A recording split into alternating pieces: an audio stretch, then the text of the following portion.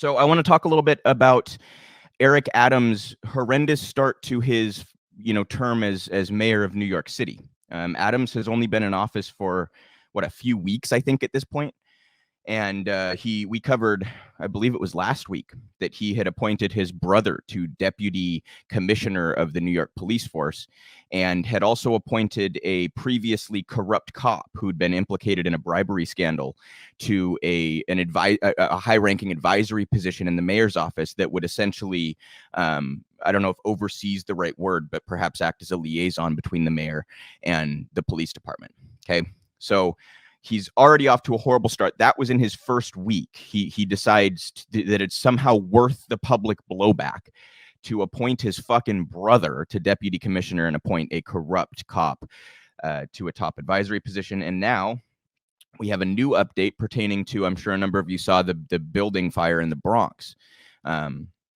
That happened recently due to be very clear, they keep saying it's about a space heater. Let me translate that. That means a landlord did not provide adequate heating to the building, and then tenants had to go use space heaters. So that isn't, it's not, notice the blame is always on the powerless. It's always, well, you shouldn't have used a space heater. What, they should have frozen to fucking death? I mean, I'm sorry, give me a break. That's on the landlord. It's like, it reminds me of that trucker story in Colorado, right? Oh, your company didn't maintenance your truck properly, we're going to charge you with vehicular homicide or manslaughter or whatever they charged him. It's insane, right? We'll blame the powerless instead of blaming the institution that caused the problem. So anyhow, this is in city and state New York.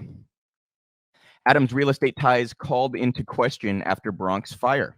The mayor's relationship to the burned building's landlord, along with his close-the-door directive in the wake of the tragedy, are raising eyebrows. Mayor Eric Adams, in the wake of the deadly Bronx fire at a Mitchell-Lama apartment complex where residents have said there were persistent maintenance issues, told New Yorkers the key message he wants them to take from the tragedy is to close the door. The plea, one that's been made for years by fire officials who say the practice can stop rapid spread of flames, has been heavily politicized in recent days. Some, such as the New York City chapter of the Democratic Socialists of America, have even gone as far as to say the comment takes the onus off of landlords and instead focuses the blame on the fire's victims. That's exactly what it does. It's victim blaming. It's exactly what it does. Ending the institutional failures and victim blaming. A second storyline has emerged from the Bronx fire in relation to Adams' dealings with landlords. One of the part-time owners of Twin Parks is a member of the transition team. The optics surrounding what's being called Adams' first big test in some ways don't look great, especially for a mayor who made headlines during the race as the most real estate-friendly candidate, experts told City and State. But despite characterizations as someone who cozies up to the industry, whether Adams' ties will affect the city's long-term response to the Bronx fire and the decades-old problem of bad landlords has yet to be seen. Quote, everyone in New York politics is somehow connected to owners of real property, whether it's landlords or homeowner groups. David Schleicher,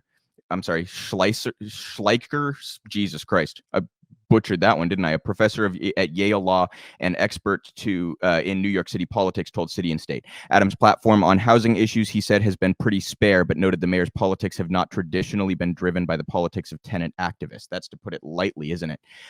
Eric Adams' deep connections to big real estate in New York.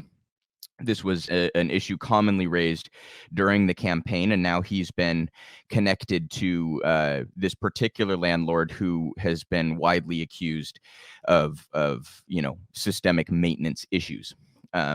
And that obviously applied to the heating in the building. So Eric Adams off to an absolutely horrendous start. We talked a bit during the campaign about how it was unfortunate that no true progressives ran or caught any traction anyway in the race for mayor of New York. Eric Adams, an ex-police captain with the NYPD, quite conservative. And as I mentioned, the connections to big real estate are certainly concerning. New York, the real estate capital of the world in many ways. A lot of these big, huge real estate moguls live in New York, and Trump's dad, and it's all these disgusting families and groups of big money and property owners, etc. So there's a lot of influence there, and that Adams was even more friendly with these big money real estate moguls is than his competition is quite telling, because that, as I say, that's like New York's the hot spot for that shit. So We'll continue to cover Adams. That's a very important role, obviously, not only the largest city in the country, but New York has the potential to sort of precede what's going to happen nationally in some ways, right? So I was deeply upset by Eric Adams not having any serious competition in that race, and he has proven me correct. He's been absolutely awful, corrupt, conservative, pro-police, defends police abuse, etc. And now he's in a matter of a few weeks, he has been revealed to be corrupt on a number of different levels.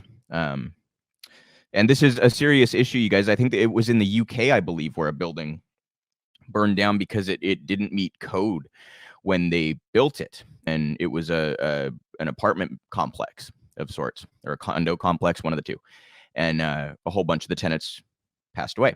This was just a couple of years ago. I'm blanking on the name of it now. Something Tower. I think it started with a G. If someone remembers, you can put it in the chat. Yeah, it's on the tip of my tongue. Anyway, this is a serious issue. The maintenance of buildings, and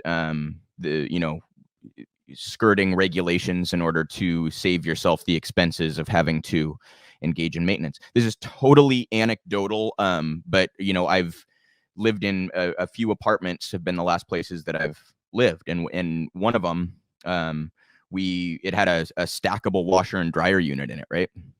And the unit just totally broke. The washer would not work at all. And we called our landlord and, put in a maintenance request, because we're paying a lease that includes a usable washer and dryer. They drug their feet for weeks, and we ended up having to send a certified receipt to them, with the implication that we would hate to have to take further action.